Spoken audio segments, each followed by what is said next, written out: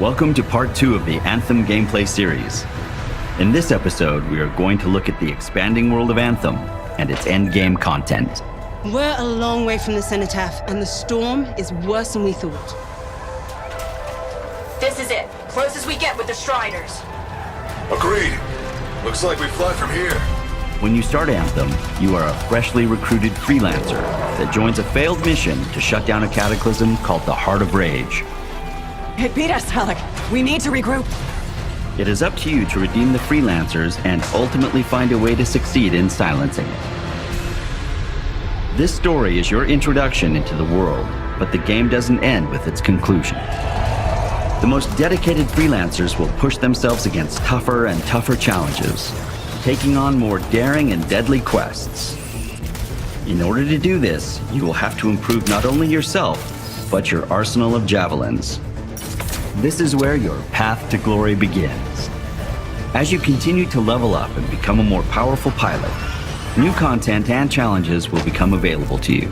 With 6 modes of difficulty, including 3 which are unlocked in Endgame, Anthem will have a challenge for all levels of players, from easy to Grandmaster 3. The higher the difficulty, the better the chances you will have in finding the rarest gear and personalization items in the game.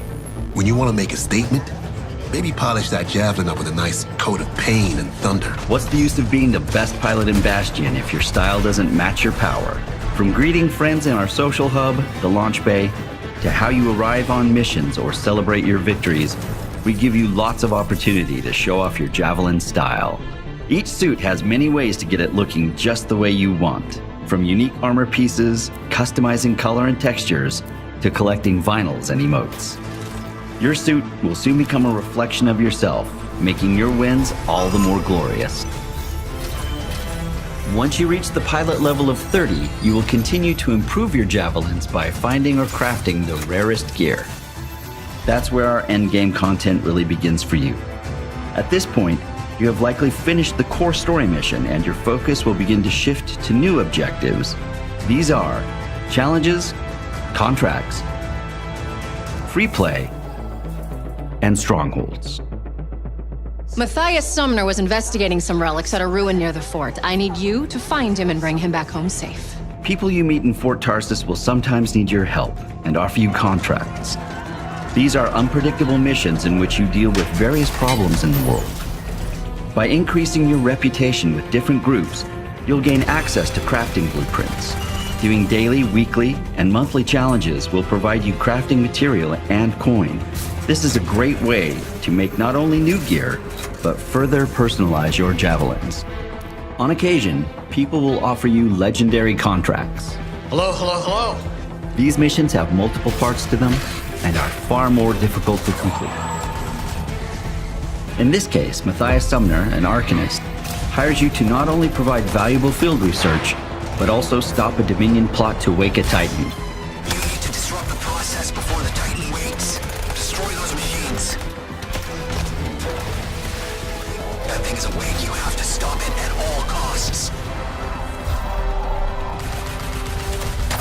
You fought very well. I'm impressed. Strongholds represent some of the highest level challenges in the game, and will require a team to take them on.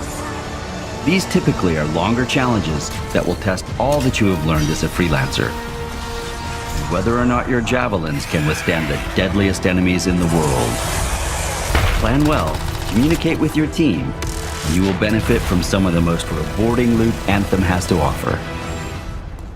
Anthem is a living, changing world with threats arising from mysterious and dangerous places all the time. New missions, characters, and stories will be introduced in the weeks and months to come. This could either be a single scout or the beginning of something much, much bigger. Some of these changes will be small. Others will enrich the social experience with guilds and social hubs, while others will be massive and world-changing events. Everything you will have done in the game is preparing you for what is about to come.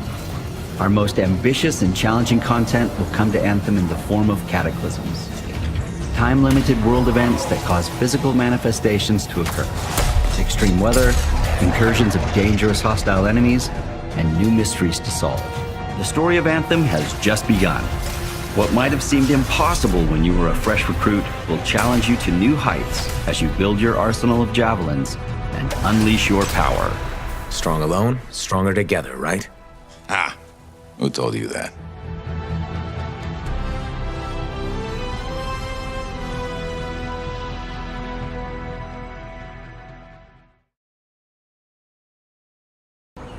The world of Anthem is a chaotic and ever-changing world, abandoned by the Shaper Gods. Humanity survives either in fortified cities or with the use of javelin exosuits. Javelins are key to your survival by giving you superhuman abilities. Fly, swim, fight, and explore anywhere within the world. That's where you and your friends come in. Part explorer, protector, and adventurer. You are an elite group of pilots called freelancers that are sworn to protect humanity and uncover the mysteries of the world. In the world, the dangers all stem from one mysterious power. The Anthem of Creation is everything. To control it is everything. Okay, but what could he even do with it? What could you do with the power of life and death, creation and destruction? He would be a god. Imagine all the good that we could do. We decide what's best for the world. The power of pure creation at our fingertips. Your story begins in the middle of this conflict. It will be up to you to head out on missions, silence Shaper ruins, confront enemy factions, and most importantly, ensure that the Dominion do not get their hands on the Anthem of Creation. Before you head out on these missions, you need to prepare your javelin. Unlock 4 base javelin suits and then build any number of loadouts to customize them for different playstyles. The Interceptor is built for speed, lightning fast and incredibly agile to get in and out of harm's way. The Ranger is built for precision, highly versatile and ready to unleash firepower. The Colossus is built to deal destruction. What it lacks in agility, it makes up for in brute strength and defensive combat power. The Storm is built for extraordinary elemental attacks, devastating power, and light armor. No matter which javelin you choose, your loadout can be customized and augmented to match your gameplay style. Your javelin ability has everything to do with the gear you use. Your gear score is the indication of how powerful your javelin is. Each javelin has the following slots: 2 for offensive gear, 1 for support gear, 2 weapons, 6 components, and 1 ultimate power that is unique to each javelin type.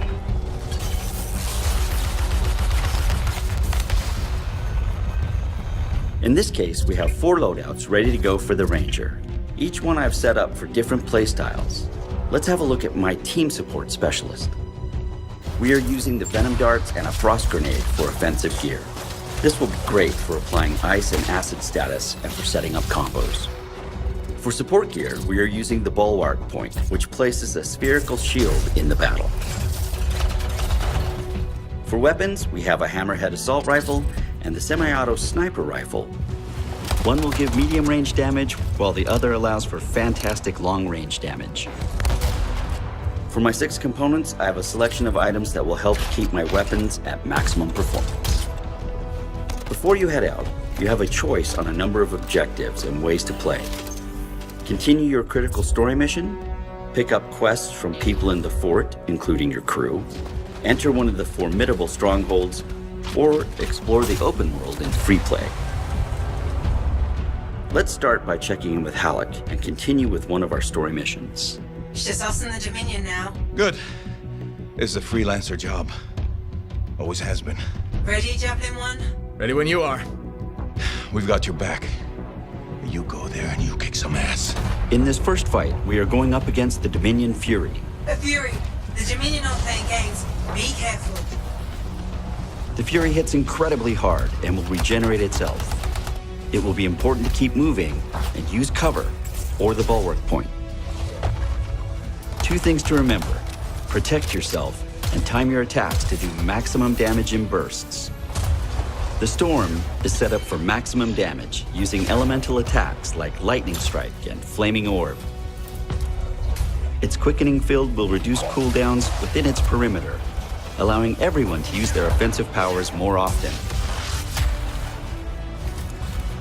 Timing your ultimate attacks with your team will ensure enemies like the Fury won't have a chance to regenerate. There, you got them. You survived a Fury. Let's head back to the fort. I'll let Tassa know we need to talk. At the end of each mission, head back to the fort.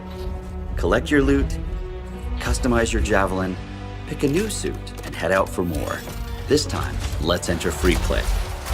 In free play, the map is open to you to explore the way you want, head in any direction, and discover endless activities and receive missions along the way. Run into other players on the map, or call in a friend when you need an extra set of weapons to take down the deadliest creatures the world has to offer. Here we see the Colossus and Interceptor are opposites in almost every way, making them a great pair in battle. The Colossus is built to be in the middle of the fight, with its heavy weapons and durable shield.